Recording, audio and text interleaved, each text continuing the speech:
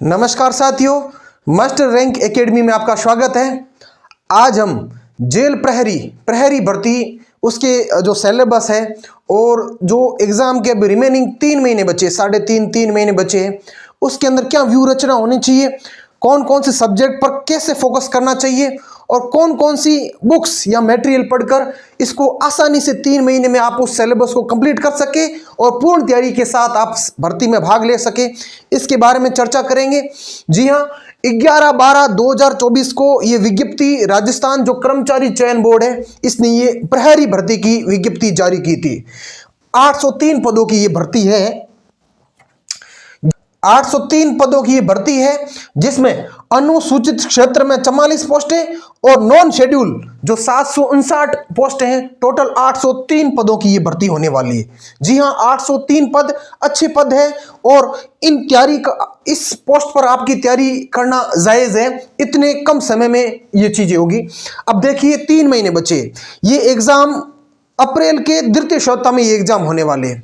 9, 11, 12 अप्रैल 2025 को एग्जाम का आयोजन होगा और ये कारागार विभाग की भर्ती है। इसके बारे में हम चर्चा करेंगे, सिलेबस के बारे में चर्चा करेंगे और कौन कौन से टॉपिक है इंपॉर्टेंट है जिन पर आप ज्यादा फोकस करके अच्छे मार्क्स हासिल कर सकते हैं, इसके बारे में हम चर्चा करेंगे। ये इसकी विज्ञप्ति है, वेतनमान है जो मैट्रिक्स लेवल 3 का है, जो इसका वेतनमान होगा और इसके बाकी शैक्षणिक योग्यता है वो बोर्ड से सेकेंडरी स्तर का, जो सेकेंडरी स्तर है उसके समतुल्य आपकी 10th पास, आप आराम से इसमें फॉर्म फिल कर सकते हो। जी हाँ, और अगले इसकी बात की जाए, शारीरिक दक्षता फिजिकल टेस्ट होगा।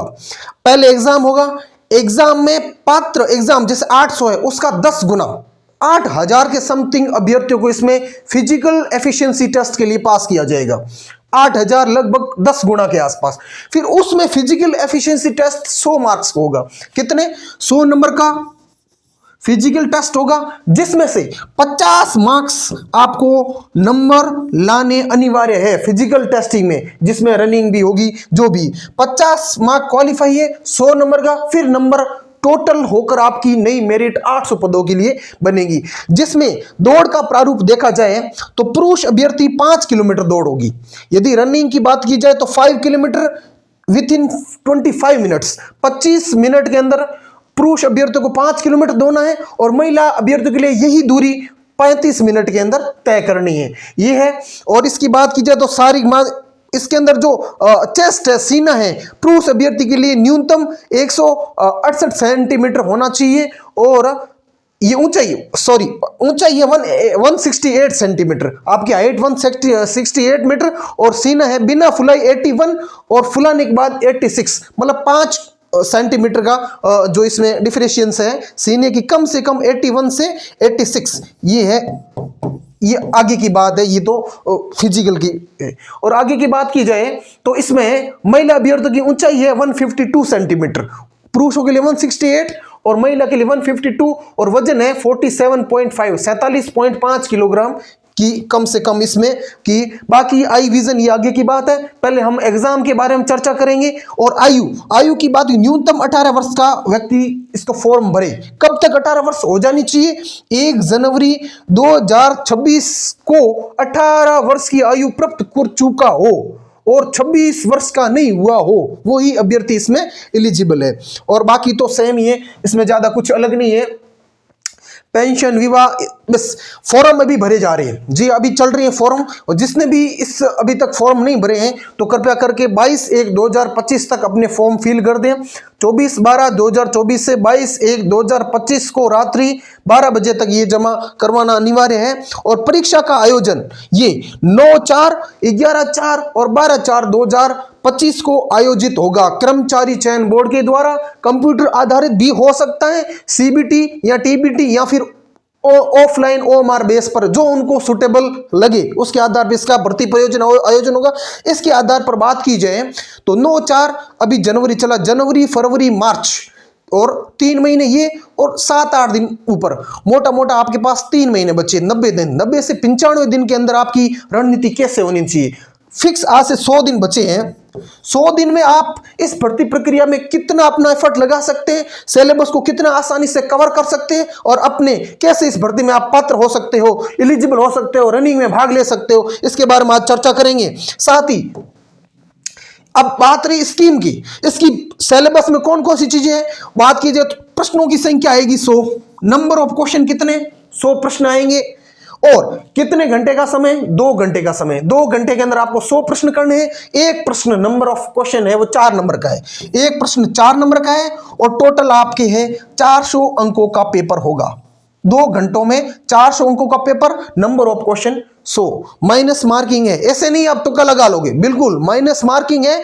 माइनस मार्किंग कैसे है, each question will be carry 4 अंक, और negative marking 1 mark will be deducted for each wrong answer. आपके 4 में से यदि आपने गलत किया तो 1 नंबर आपके गलत हो जाएगा, माइनस मार्किंग। और 100 ये मैंने आपको बता दिया। The minimum qualifying marks will be 36%। 36% आपको लाना अनिवार्य है। यदि आपके 36% भी इस पेपर में नहीं बनते, मतलब 100 में से 36 क्वेश्चन भी नहीं सही होते, तो आप इसमें क्वालिफाई नहीं हो, चाहे कैसा भी पेपर आए। 35 क्वेश्चन हुई तो आप इसमें एलिजिबल रनिंग के लिए नहीं, आप फेल घोषित कर दिए जाओगे। और इसकी बात की जाए तो 5 ऑप्शन आएंगे इस भर्ती प्रक्रिया के अंदर, वही जो भी ट्रेंड चल रहा है अधीनस्थ बोर्ड का 5, और इसमें सारे के सारे क्वेश्चन आप जितने आते हैं जैसे किए 10%, और इसका 5 ऑप्शन ई ऑप्शन आएगा, उसको भी फिल करना आवश्यक है। यदि आपने नहीं किए, 10% से ज्यादा आपने यदि गोले खाली छोड़ दिए तो आप अयोग्य घोषित हो जाओगे। यदि 10% में आपके गोले हैं तो ईच आपके 1/3 आपकी नेगेटिव मार्किंग होगी। जी हाँ, इसमें 1/3, बाकी इसका नेगेटिव मार्क 4 नंबरों में 1 नंबर कट होगा आपका, ये इसका प्रारूप है, ठीक है। अब बात की जाए सिलेबस की। सिलेबस में विवेचना, तार्किक योग्यता मतलब रीजनिंग आपके 45 क्वेश्चन है। रीजनिंग सबसे इसका की पार्ट कह सकते हो, इंपोर्टेंट पार्ट कह सकते हो। रीजनिंग आपकी अच्छी होनी ही चाहिए। जो मैथ के बंदे हैं, जो रीट साइंस मैथ के हैं, या अदर जो पटवार है, जो ग्राम सेवक की या जो ग्राम विकास अधिकारी, इसकी जो प्रिपरेशन कर ली, उनके लिए ये अच्छी अपॉर्चुनिटी है, ये वैकेंसी, इसको जाने मत दीजिएगा। रीजनिंग के 45 क्वेश्चन है, ईच क्वेश्चन 4 नंबर का है, 180 अंक का ये होगा। तो रीजनिंग की बात की जाए तो पढ़ना कहां से है, इसके बारे में चर्चा करें। यदि किसी ने रीट सेकंड लेवल की प्रिपरेशन की है तो उसने रीट सेकंड नहीं, या फिर जैसे वीडियो की है, ग्राम विकास अधिकारी है, या आरएस की है, जो भी कर रहे हैं रीजनिंग, कहीं से किसी अपनी नोट्स में पढ़ा होगा तो वहां से वो चीजों को पढ़ सकता है। जैसे अपनी कोचिंग की किसी न किसी यदि भर्ती प्रक्रिया में अपनी कोचिंग की नोट्स होगी तो वहां से आप रीजनिंग पढ़ लो, या फिर रामनिवास मथुरिया की अच्छी बुक आती है वो आप पढ़ सकते हो। ये रीजनिंग आप ये मिला, रामनिवास मथुरिया, ये अच्छी बुक्स है रीजनिंग की। इस किताब को आप प्रेफर कर सकते हो खासकर रीजनिंग लिए, जिसमें ये कथन कार्रवाई योग्यता, कथन प्रक्रिया में ये क्वेश्चन ज्यादा, कथन कार्रवाई निष्कर्ष वाले क्वेश्चन अच्छे आएंगे, और इस पर आपको अच्छी कमांड करनी है, ठीक है। बात रही ये part first, 3 part first, part second, part third, इसमें नंबर ऑफ क्वेश्चन 100 आएंगे।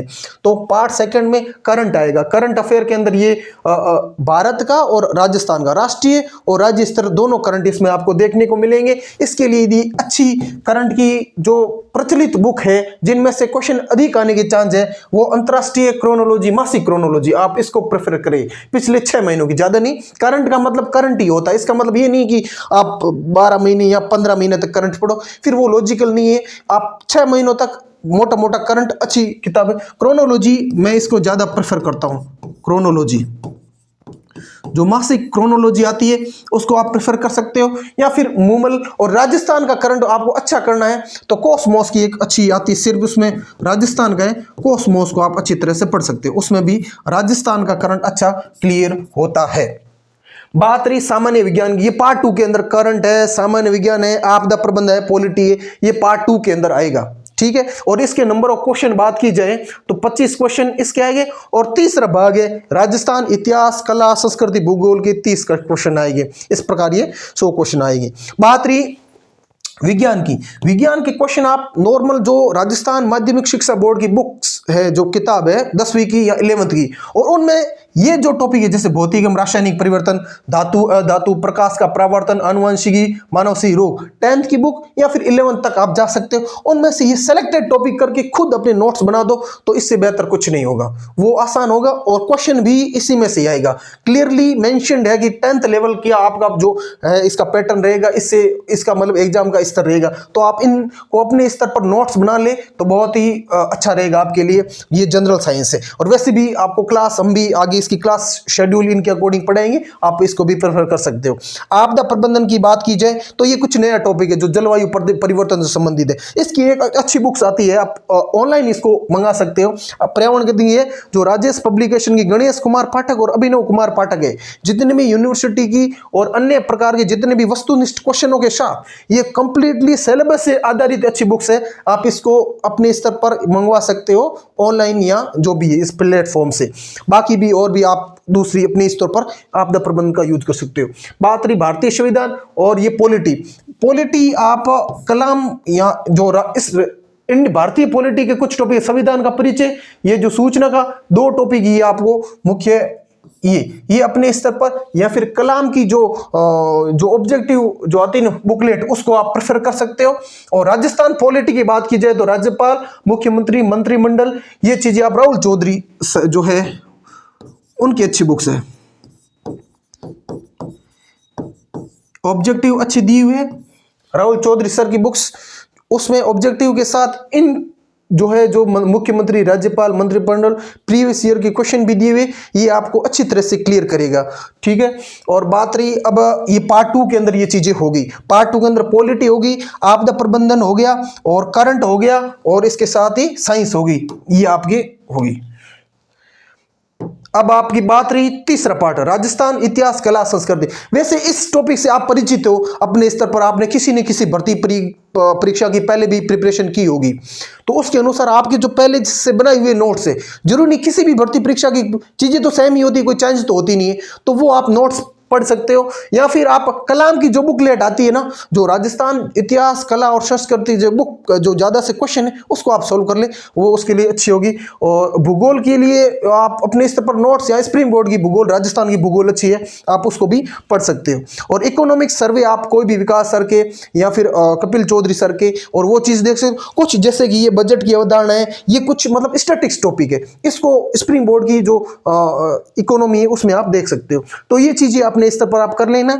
और ये टोटल आपके मैंने बता दिया कि नंबर ऑफ क्वेश्चन 100 है और टोटल 5 विकल्प हो गए। 5 विकल्पों में एक विकल्प आपको करना है 10% प्रति प्रश्न एक। यदि 10% से ज्यादा आपने तक यदि खाली छोड़े तो आपके 1/3 आपको काटे जाएंगे और इस परीक्षा में आपको 10 मिनट का अतिरिक्त समय दिया जाएगा, मतलब 2 घंटे और 10 मिनट का समय दिया जाएगा। अच्छा मतलब अच्छी भर्ती है और कम समय में आपको ये अच्छा रिजल्ट दे सकती है, क्योंकि 3, 90, 100 दिन बचे हैं।